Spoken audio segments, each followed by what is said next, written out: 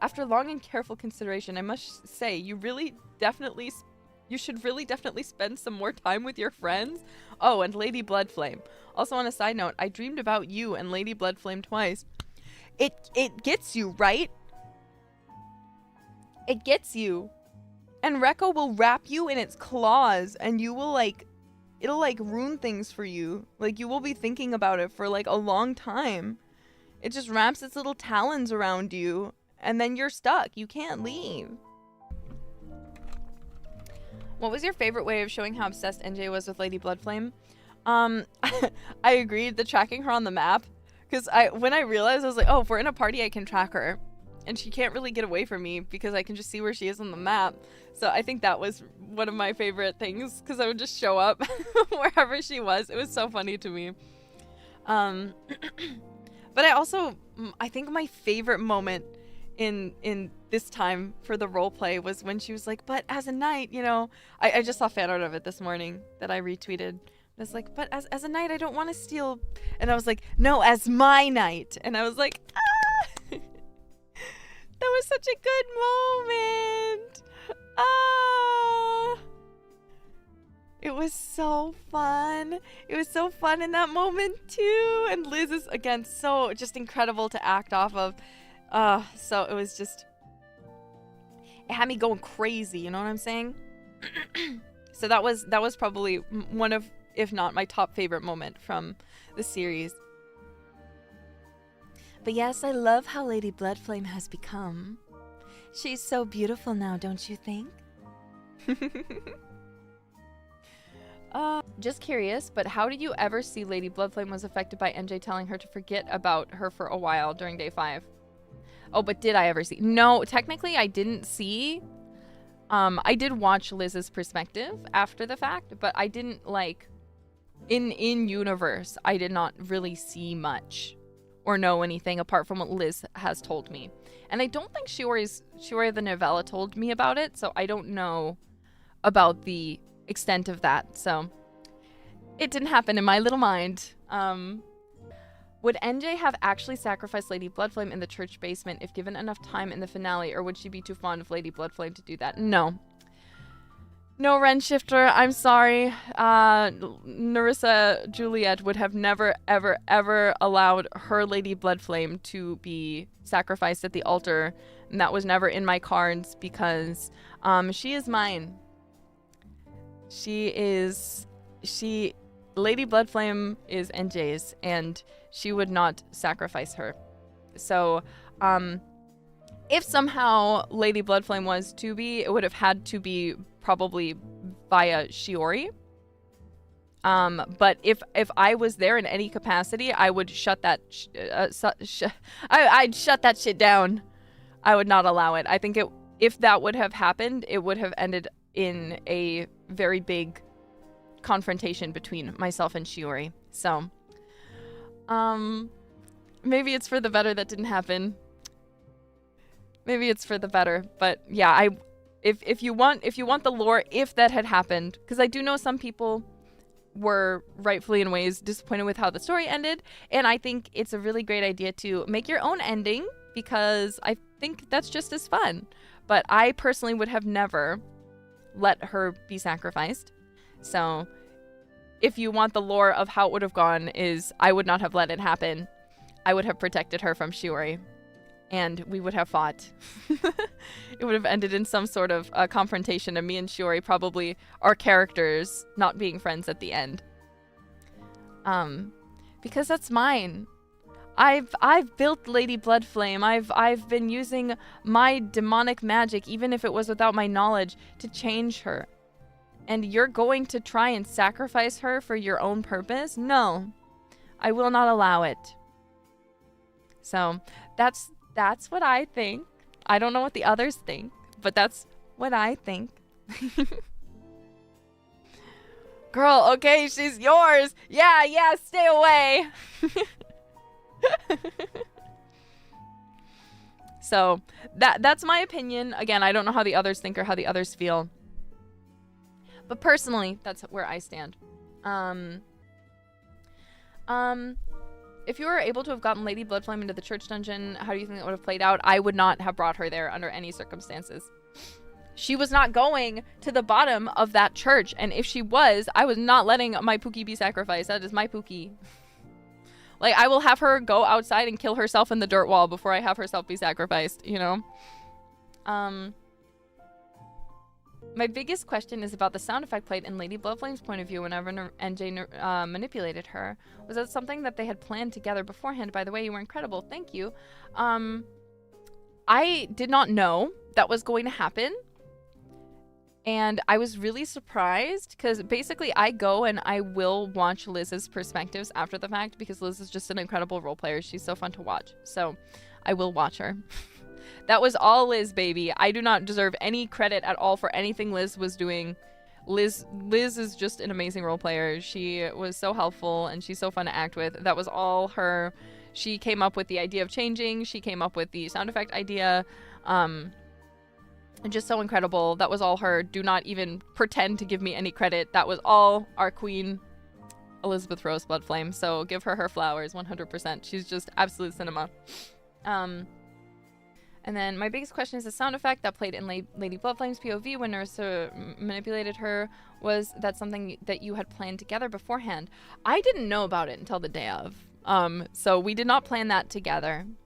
We had talked a little bit about where we wanted to take things, but I know for me, I really want her to be able to especially have her moment to shine because I know we're leading into her chapter as well. So we talked a little bit just to make sure that we're on the same page. But yeah, it was all her. So again, give her flowers. That was not none of what she was doing was me. That's all her. Do you think all the magic involved in NJ and LBF's bond is all one way from NJ, or does LBF's oath hold its own power? Did NJ expect the physical changes to LBF went through, or were they surprising? I don't think NJ, because the issue is Nerissa Juliet didn't really know that she was a demon necessarily. She knew she had horns, but I don't think she knew anything. So I don't think she knew. I'm not 100% sure what Liz's perspective is on it too, so I don't want to say definitively because her perspective is also important. But my interpretation of it is that Nerissa, as the demon of sound, and this was still mentioned in the lore story that she has a lot of power in her voice and such, right? Which was, I would say, unintentionally affecting Liz. And I think there's more factors at play, but I do think that's part of the reason is basically unbeknownst to her demonic magic was having this effect on Liz, or rather Lady Bloodflame, whose character is already so intrinsically tied to their word. So I don't think that I don't know if there was anything crazy going on in Lady Bloodflame's oath. Again, I can't speak specifically because I don't know all the Lady Bloodflame lore. I'm just like you guys. I'm but a humble viewer. But I do think in regards to that, that is my interpretation of what was happening. But if Liz talks about it, definitely listen to hers because I'm sure she has a very deep, in-depth explanation.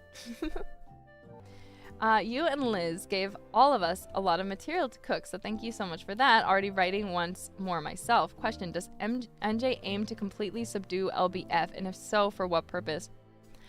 I think she just wants to possess her. I think she wants to possess Lady Bloodflame because for herself, in her fucked up little mind, I think she really does feel like she has nothing because she doesn't have her personality. She doesn't remember who she is. She doesn't she's just kind of putting on a farce, you know, and then everything she gets back feels contradictory to who she feels she should be. So even now with her most recent memory, nothing that she has gotten she feels like resonates with who she thinks that she is, and goes against the person that she has become. So she doesn't really have anything except for what she thinks is Lady Bloodflame, who has kind of been connected to her since chapter 1, right? So she kind of just has this desire to not lose her, and it ends up coming out in this really horrible, toxic way because she doesn't want to lose this one person, right? That she feels is like her one. I don't. It's just she's her person, you know. She's her person. She's the steadiness. She's kind of looks to her. Even though NJ might seem like she's the one in power now, especially in chapter 2, she was really looking for her to, in a way, tell her who she was, which is the whole reason this has kind of happened in the first place, was because she does respect and love and care about Lady Bloodflame. So when Lady Bloodflame tells her, but you're a witch, you know, and kind of treats her as so, she is able to become that, to kind of reflect, well, okay, then I'll become what you tell me I am. So it's very codependent. She's very reliant, but at the same time, she wants to keep Lady Bloodflame all to herself and doesn't want to share her. So very, very toxic dynamic. Love toxicity. But she's very dependent on Lady Bloodflame to be who she is. So I don't know what she would even do without her. But I don't think NJ's intentions aren't necessarily meant to be evil per se. They are evil. But she's scared of losing her, so she wants control. Let's talk about our villain and let's sympathize with her. Really, she's scared and she wants control, and she feels like she doesn't have it, so she's become very toxic and terrible. Yeah, evil by default, not by choice. She's just a little guy. She's not a little guy. You guys are more than welcome to be like, fuck NJ, that bitch. Please feel, you are more than welcome to, you know. Yeah, cool motive. Still mind control. It is still mind control. Exactly. It is still mind control. But I don't think she's necessarily aiming to completely subdue Lady Bloodflame, but she just wants her to be at her side, and she's done it unintentionally, mayhaps. Intentionally and unintentionally, in a way that doesn't give Lady Bloodflame a choice. So that's just what it is. So what does NJ think of seeing herself, or her seemingly more selfish version of herself, on her recollection? Will it still affect her next season, do you think? Again, I think the way, I don't know, because when it actually comes around, it might be different, but I think generally she's just taken it and seen, well, if I was a good person, then I am still a good person, and that means that I am just and right. So, yeah, I believe that is how I will continue to read into it. Bloodraven, this chapter was peak, but I was confused with the conclusion. Did Lady Bloodflame break the curse or completely succumb to the dark side? You're gonna have to ask her. I can't tell you. I don't think the curse is broken, though. Based on the fact that she still looks like that. Based on the fact she still looks like that, I don't know. How did you/NJ feel when CC and Gigi split you two up so Gigi would have an intervention with LBF? Imagine you probably knew what was going on right away. I did know what was going on right away. But at the same time, then Cece, she's just so cute, and she plays Immerkind so pathetic. So she's like, oh, I need help. I don't know what I'm doing. Can you please help me? And I was like, oh, Cece's so cute. Yes, I will listen to her. But then after I realized she really was just dragging it on, I was like, she doesn't care. I was like, I'm leaving. I think NJ was probably pretty mad. I think she was privy to the fact from the beginning that she was being manipulated out of, you know, hearing whatever they wanted to talk about. But I very much was I was struggling because Cece, I love Cece so much. She's so cute. Not really a question, but my favorite part was Liz calling Cece Fia's hat cute, and NJ immediately got jealous and it killed me. Bro, I couldn't believe she did that right in front of my salad. Right in front of me. I was like, are you crazy? I'm literally right here and you're gonna call someone else cute? She's like, oh no, it was a hat. It's like, no, absolutely not. It was a good moment for me too. I thought it was funny.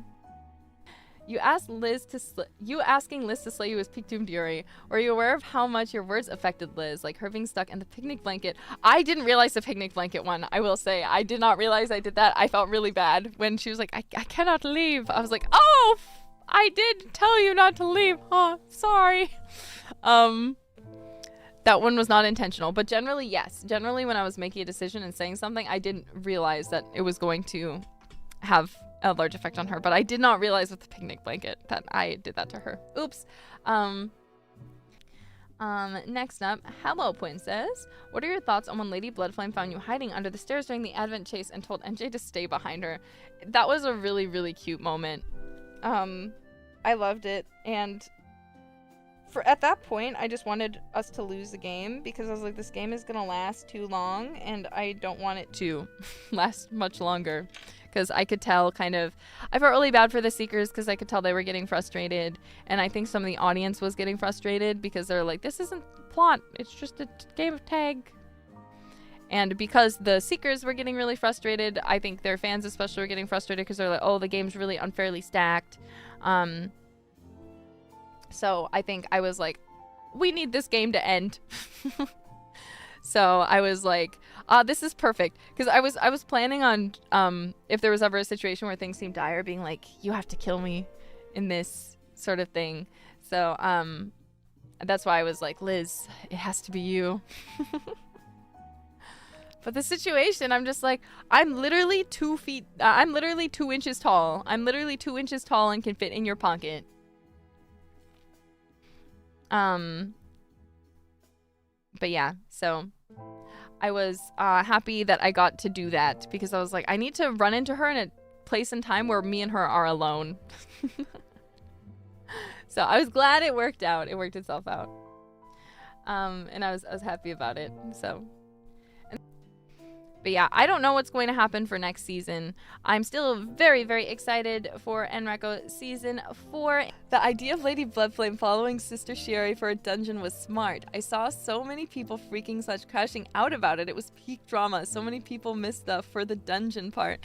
Yeah, no, I mean, I think it was really funny because I think a lot of people didn't understand that I knew exactly what was going to happen and I accepted it.